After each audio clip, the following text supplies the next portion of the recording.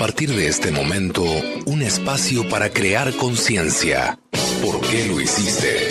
Un programa de la Fundación Códigos, conducido por el investigador Luis Cegueza, desde los estudios de la Fundación Códigos en Punta del Este, Uruguay, y emitido en Uruguay, Argentina, Bolivia, Brasil, Chile, Colombia, Ecuador, España, Estados Unidos, Holanda, Inglaterra, Israel, México, Perú, República Dominicana y portales online.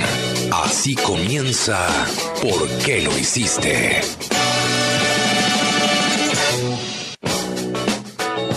¿Qué tal, amigos? ¿Cómo están? Bienvenidos nuevamente a ¿Por qué lo hiciste? Un programa que hoy se emite desde la ciudad de Buenos Aires, desde los nuevos estudios de la Fundación Códigos en Belgrano, para las 221 emisoras que integran esta cadena ECO en 16 países. Esto es ¿Por qué lo hiciste?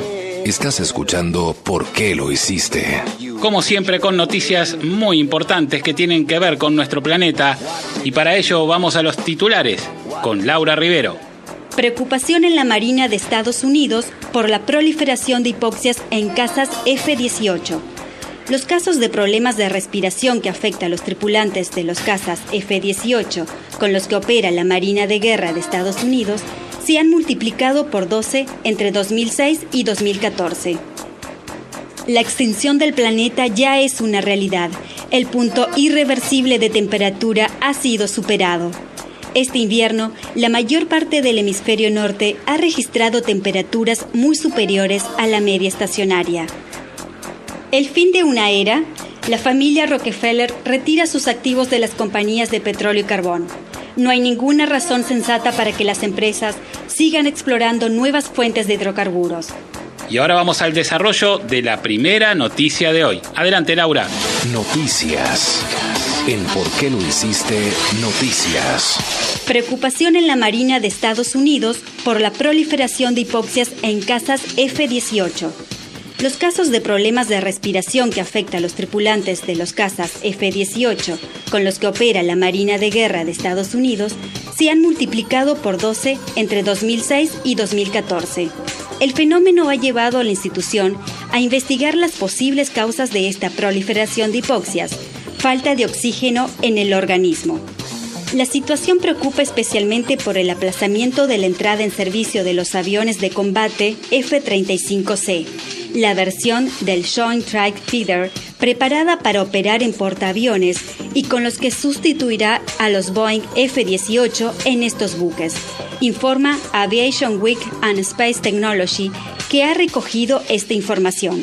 El registro de síntomas de hipoxia entre los pilotos de FA-18 y EA-18G ha pasado en el gráfico de una tasa de 5,84 casos por cada 100.000 horas de vuelo durante el año fiscal 2006, FI-06, a 70,98 incidentes, de los que se ha informado por cada 100.000 vuelos entre el 1 de noviembre de 2013 y el 31 de octubre de 2014.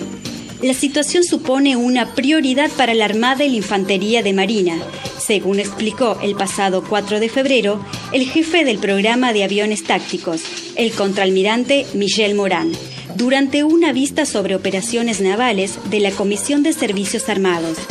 De acuerdo con la declaración ante el comité realizada por el director de la Aviación de Guerra de la Marina, el contraalmirante Manassir Michel, los pilotos se sienten mareados y confusos, un poco extraños en el avión.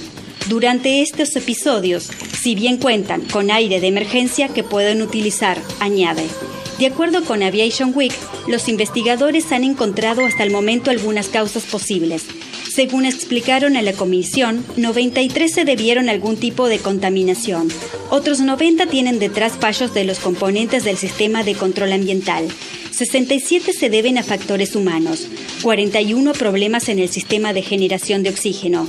11 tienen detrás fallos de algún componente relacionado con el suministro del gas respirable, y en 45 no se pudo llegar a una conclusión o se produjo algún otro fallo del sistema. En algunos casos, se dieron varias de estas circunstancias.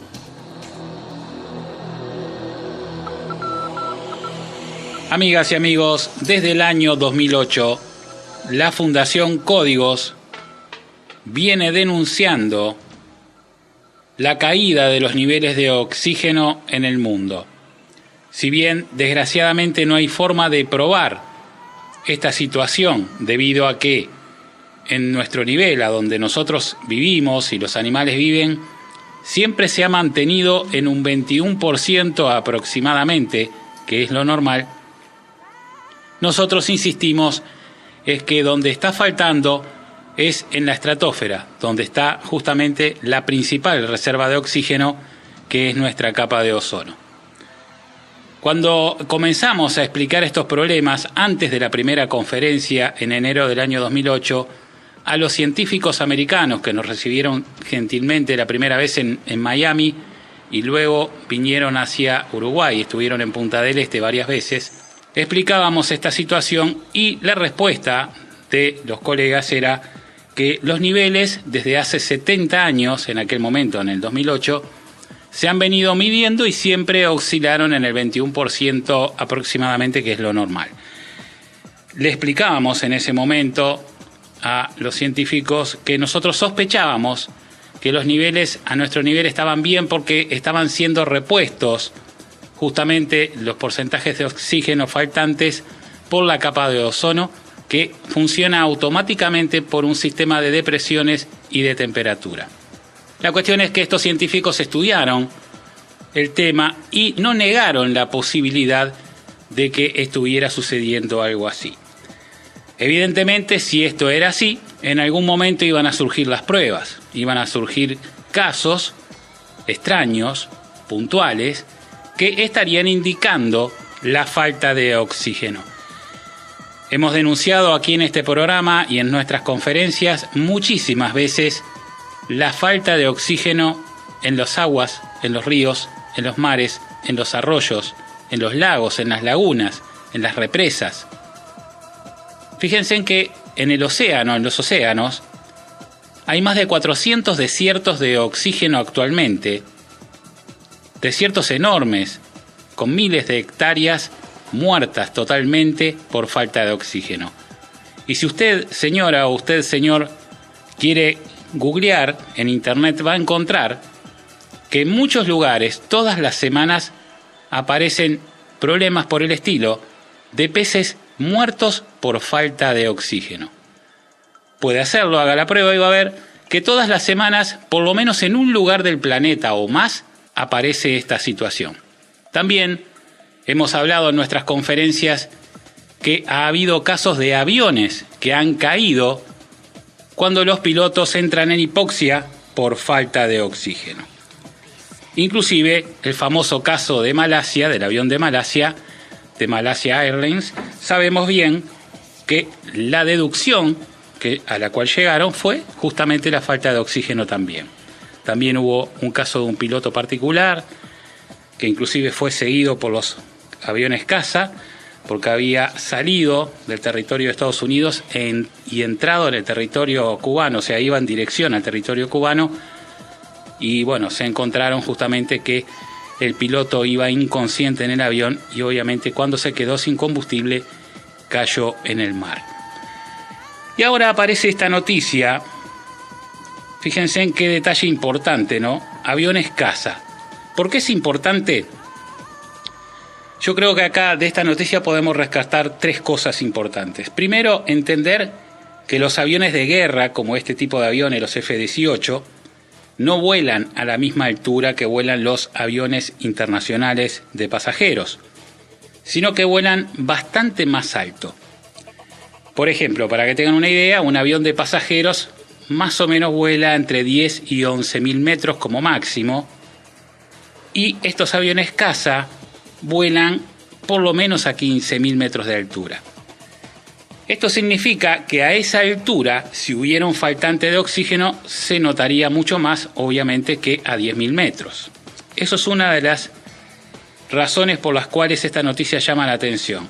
Si hay aviones que tendrían que sentir de alguna manera la falta de oxígeno, o sea, que los pilotos justamente entren en hipoxia, en falta de oxígeno, primero tendrían que ser los aviones militares que vuelan más alto.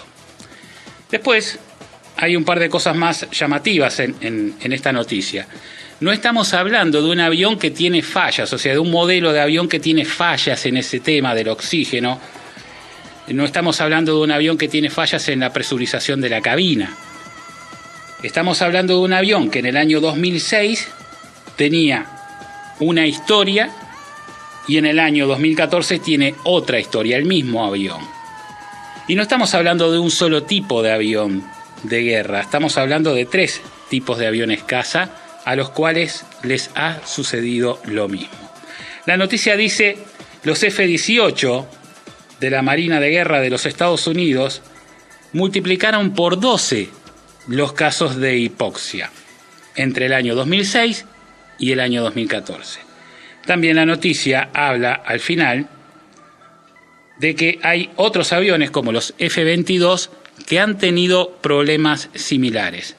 Han encontrado problemas de falta de oxígeno y ha aumentado ese problema también en el mismo periodo de tiempo, entre el 2006 y el 2014. Cuidado, porque esto es una alerta. Estamos hablando de que estos aviones caza que vuelan a más altura, evidentemente son los primeros que van a notar este tipo de problemas. Es un gran alerta, una gran alarma, porque aviones F-18 y F-22 están teniendo problemas de presurización, problemas de hipoxia en los pilotos. Generalmente las personas no saben que un avión a 10.000 metros de altura carece de oxígeno, porque a esa altura en la atmósfera no hay el oxígeno necesario para poder vivir. Por eso es que cuando hay algún problema en el avión, caen las mascarillas con oxígeno. Pero bien, ¿qué es lo que hace el avión para que la gente que va en ese avión no sienta la falta de oxígeno que hay a esa altura? Uno puede pensar, seguramente tiene algún sistema que va inyectando oxígeno a la cabina, pero no es así. El sistema lo que hace es inyectar más cantidad de aire. Quiere decir, imagínense que el avión es un tubo, ese tubo está inflado por demás para que los niveles de oxígeno se equiparen hasta llegar casi al 21%, que es lo necesario para vivir. No es que el avión da oxígeno a la cabina, simplemente los mismos motores del avión inyectan aire a presión hacia adentro de la cabina y hacen que esa cabina se infle. Uno no lo nota, pero evidentemente la mayor cantidad de aire es lo que hace que tengamos más oxígeno de lo que hay afuera del avión. Ahora bien, los aviones no tienen cómo medir el oxígeno que hay fuera. Esto está calculado porque siempre hubo la misma cantidad de oxígeno a 10.000 metros de altura. Lo mismo pasa con los aviones caza, como el caso del F-18 o el F-22, que ya se sabe aproximadamente cuánta es la cantidad de oxígeno, el porcentaje de oxígeno que hay a esa altura. Entonces se le inyecta la cantidad de aire necesario para que se equipare. En algunos casos, como el caso de algunos bombarderos o algunos cazas, directamente van con máscaras de oxígeno los pilotos, que ese es otro caso, es diferente. Ahora, el problema que nosotros vemos y hemos denunciado es que estos aviones, como no tienen cómo medir la cantidad de oxígeno afuera del avión, si hubiera una baja en la cantidad del porcentaje de oxígeno en el aire afuera, el avión seguiría inyectando la misma cantidad de aire y obviamente empezaría a faltar el oxígeno dentro de la cabina. Habiendo la misma cantidad de aire inyectado, bajarían los niveles de oxígeno. Consultamos a 3 pilotos a raíz de este tema, porque nos parecía muy interesante saber cómo funciona y qué puede pasar en tal caso. Y los 3 pilotos, uno de la compañía TAM, otro de Aerolíneas Argentinas y otro piloto privado de Brasil, los 3 nos dijeron que lo mismo, ¿no? Que los aviones no tienen cómo saber que afuera hay menos oxígeno, entonces no hay ningún sistema de alarma que avise ni ningún sistema automático que inyecte más oxígeno a la cabina. Y en los 3 notamos cierta preocupación, porque evidentemente es algo que no se ha tenido en cuenta jamás, ni cuando se fabrica un avión, ni cuando se le enseña a volar a los pilotos. Lo que sí los pilotos saben muy bien, porque todos tienen que pasar por distintos exámenes y aprendizajes, es lo que significa una hipoxia. Es la pérdida de conocimiento total, sin ni siquiera entender lo que está pasando. Uno puede ir volando un avión, a bajar los niveles de oxígeno, uno deja de entender que está manejando un avión, deja de entender que es un ser humano, inclusive, y ni siquiera sabe cómo se llama, hasta que queda inconsciente. Por eso es muy peligroso, porque no nos da tiempo a reaccionar, ni nos damos cuenta como para reaccionar en un caso así. Hay que tener mucho cuidado, porque si los niveles de oxígeno siguen bajando, estos problemas irán aumentando y quizás cuesten más vidas. Y vamos ahora al desarrollo de la segunda noticia de hoy con Laura Rivero. Noticias. En ¿Por qué lo hiciste? Noticias. La extinción del planeta ya es una realidad. El punto irreversible de temperatura ha sido superado. Este invierno, la mayor parte del hemisferio norte ha registrado temperaturas muy superiores a la media estacionaria. Según precisa un portal especializado, el planeta se acerca aceleradamente a su extinción. Un punto irreversible ha sido atravesado por la temperatura del hemisferio norte, en donde se registraron más de 2 grados por encima del punto de inflexión, pautado durante la última conferencia de Naciones Unidas sobre el cambio climático, celebrada en diciembre del año pasado en París. Así, haciendo énfasis en que la mayor parte del hemisferio norte ha superado los niveles normales de temperatura, este último invierno, el portal destaca que el calentamiento global no es intangible o una amenaza futuro, sino que ya es una realidad, verificada en la escasez de agua, inundaciones y sequías, que afectan hoy mismo a grandes extensiones del territorio en todo el planeta. Asimismo, según el último informe del Instituto Goddard de Investigaciones Espaciales de la NASA, el mes de enero de este año resultó ser más cálido que cualquier otro enero, registrando un promedio récord de 1.3 grados Celsius, que supera en 0,95 grados Celsius a la máxima histórica, sucedida en 2007.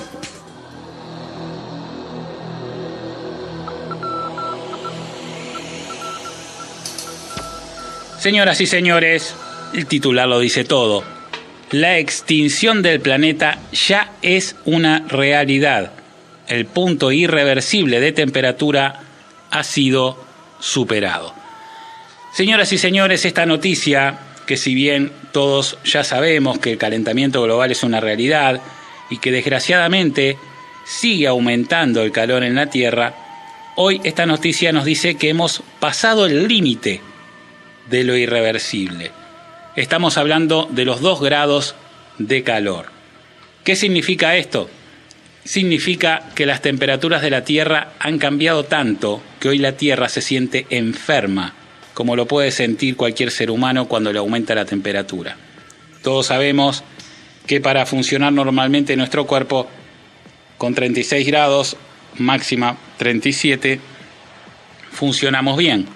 Pero ¿qué pasa si tenemos 39 grados de temperatura? Ya no nos sentimos tan bien.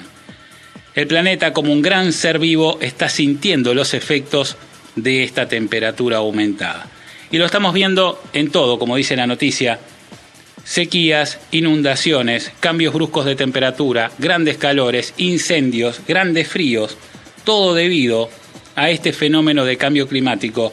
Y todo debido, señoras y señores, al debilitamiento de la capa de ozono, que es la principal reserva de oxígeno que tenemos. Hablábamos en el bloque anterior de este problema que ya se está notando en los aviones, de falta de oxígeno, y ahora esta noticia que nos dice que superamos la temperatura permitida, por llamarlo de alguna manera, porque pasamos la barrera de lo irreversible.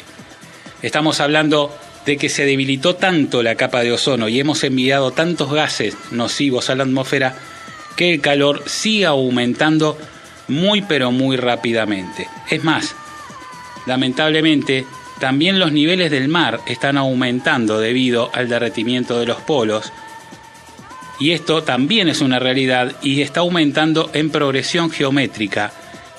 Según las últimas noticias, está aumentando más de lo que se esperaba. Señoras y señores, el ser humano trastocó todos los equilibrios naturales que formaron la vida en este planeta durante millones de años. En tan solo un siglo hemos hecho un cambio tan enorme hemos trastocado tanto los equilibrios naturales que hoy empezamos recién a ver las consecuencias de lo que vendrá. Hoy estamos hablando de cambio climático, de calentamiento global, estamos hablando de una atmósfera cargada, muy cargada de CO2, estamos hablando de miles de millones de toneladas anuales de CO2 enviado a la atmósfera que favorece el efecto invernadero y el calor en la Tierra, y estamos hablando de una capa de ozono que cada vez se debilita más, porque no es cierto que se está recuperando, lamentablemente eso no es cierto.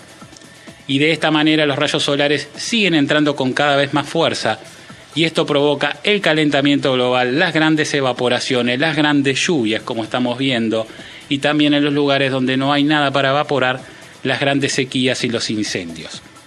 Señoras y señores, ¿cómo frenamos esto? Cambiando la tecnología de los 2.000 millones de automóviles que circulan en el planeta, que están consumiendo cada uno de ellos miles de litros de oxígeno por día, que se lo están consumiendo a la capa de ozono, justamente, que es la que hace el trabajo de reponer el oxígeno faltante a nuestro nivel. De esta noticia que nos dice claramente que el calor en la Tierra ha pasado la barrera de lo irreversible, y esto, como decíamos, es debido a los efectos de los gases, del CO2 que hemos enviado, miles de millones de toneladas al año de CO2, estamos ya casi en 50.000 millones de toneladas, estamos hablando de una cifra increíble, imagínense qué puede pesar el gas, y estamos hablando de 50.000 millones de toneladas de gas al año, y esto también hay que pensar que en algún momento fue aire limpio que se transformó en gas nocivo. Y hablábamos antes de la noticia de que este enorme problema obviamente está trayendo grandes cambios en todos los equilibrios de la naturaleza. Ahora bien, ¿de dónde proviene todo este enorme problema? De los motores de combustión interna que están en los vehículos, en los 2.000 millones de automóviles. Un motor que fue inventado hace 120 años y hoy sigue funcionando exactamente igual que antes. No ha cambiado prácticamente nada.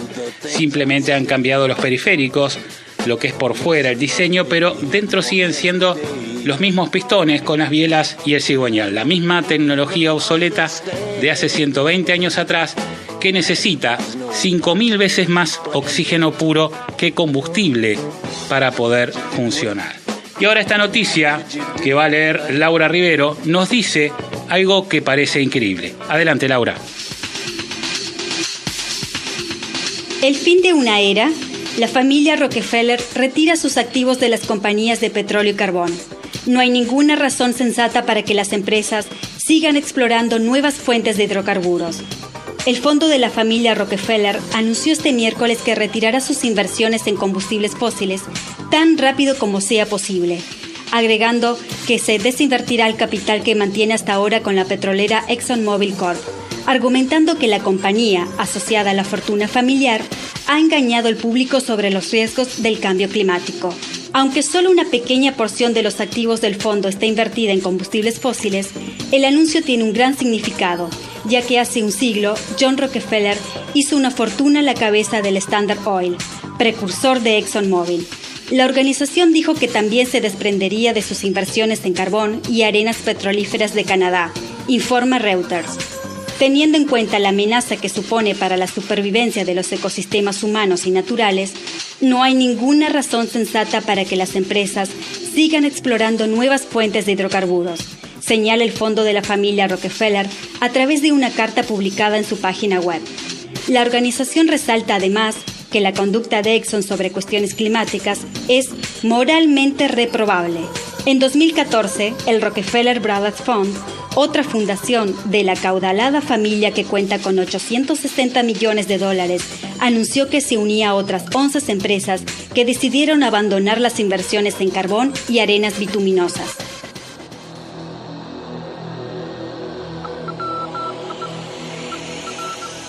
Ustedes lo escucharon. La familia Rockefeller, conocida justamente por ser una de las familias más ricas del planeta, que justamente se enriqueció gracias al petróleo, gracias al negocio del petróleo, está diciendo que retira sus activos de las compañías de petróleo y carbón. Pero lo más importante de esta noticia, si es que esto es cierto, es que están diciendo que reconocen el daño que hicieron.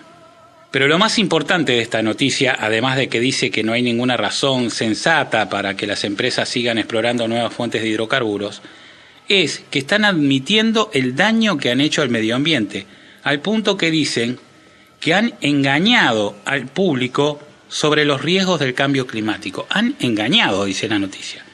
Ahora yo digo, pensamos todos aquí en la Fundación, si ellos reconocen que hicieron dinero a costas de un patrimonio que es de todos, como lo es el medio ambiente, bien, que lo devuelvan. O que lo devuelvan invirtiendo justamente en mejorar la situación del planeta. Yo creo que esa sería la medida más sensata, no es decir, bueno, me llené de dinero tanto que hoy ya no me alcanza la vida para gastarlo, ni de mis hijos, ni de mis nietos, ni de mis bisnietos, entonces me retiro y quedo bien con todo el mundo. No.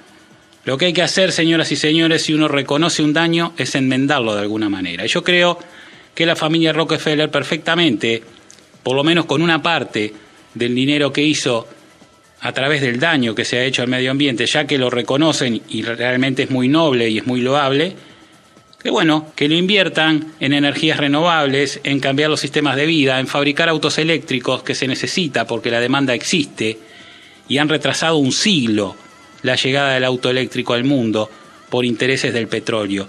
Yo creo que si hoy una potencia económica como es la familia Rockefeller invirtiera en la fabricación de autos eléctricos y dejara que los autos eléctricos llegaran a la gente, creo que esa sería una solución rápida, porque pararíamos de consumir oxígeno y también de emitir gases. La solución no está en el cambio de combustible, como decimos siempre, sino en el cambio de tecnología. Bienvenida a la noticia. Realmente, como decíamos, es algo que si es cierto, es muy noble, pero bueno, esperamos algo más. Amigas y amigos, hemos llegado al final del programa de hoy. Quiero agradecer como siempre a la Intendencia de Maldonado que presenta este programa. También agradecer a todos los integrantes de ¿Por qué lo hiciste?, a Carlos Seguesa en los controles, en la selección musical y también en la presentación de la misma, a Majo López en el desarrollo de las noticias y en la producción, al licenciado Juan José Garone también en las noticias y en la producción, al doctor Gustavo Gavier desde Córdoba en la producción, a Carlos Acosta desde Montevideo también en la producción, a Vanessa Gaspar desde Maldonado, aquí desde Maldonado con la producción, a la licenciada María Paz Gálvez desde Santiago de Chile también con la producción y Carmen Amelia Ampuero en Lima, Perú, también con la producción, a los ingenieros de sonido que hacen posible esta retransmisión en 207 emisoras en 16 países.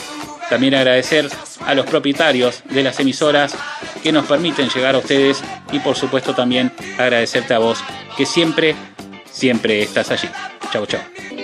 Hasta aquí te presentamos ¿Por qué lo hiciste? Desde los estudios de la Fundación Códigos de Punta del Este y para Uruguay, Argentina, Bolivia, Brasil, Chile, Colombia, Ecuador, España, Estados Unidos, Holanda, Inglaterra, Israel, México, Perú, República Dominicana y Portales Online. Será hasta la próxima semana. ¿Por qué lo hiciste? Un programa de la Fundación Códigos.